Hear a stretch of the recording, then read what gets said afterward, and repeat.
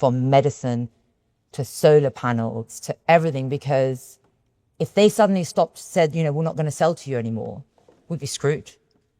And that reliance on foreign countries who are not allies is a very dangerous situation to be in. And the pursuit of net zero might seem noble, even though we only, I think, contribute 1% of global emissions. But what people don't realize is electricity is an energy carrier. The source is still gas. So even if you electrify the country, you still need gas.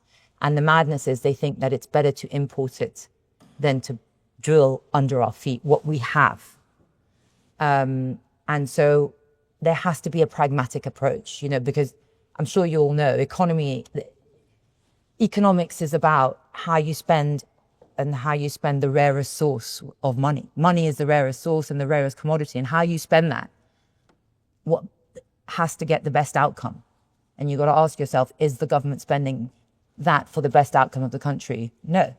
When you talk about, I was discussing this earlier, when you don't have a meritocracy in job hires or in the civil service, when you don't have the best, what does that do for productivity?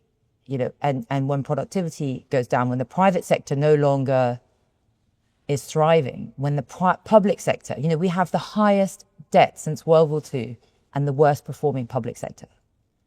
In the private sector, that would make any company go down. So I think and I know this is a common term and it's kind of overused, but it really is common sense. If something's not working for the country, instead of pursuing ideology, you've got to pursue what works for the country. And that's how I feel in London.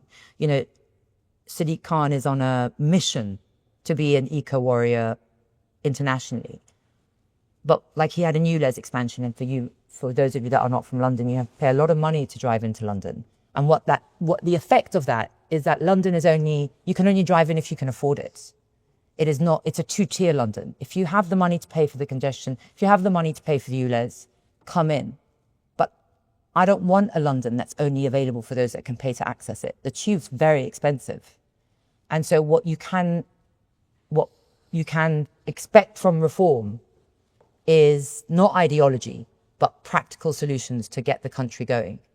And I think what we've lacked in previous governments is a fight to the death for our sovereignty, a fight to the death to prioritize the very people that the governments are elected to serve. Instead, we've had governments that are bowing down to international partners,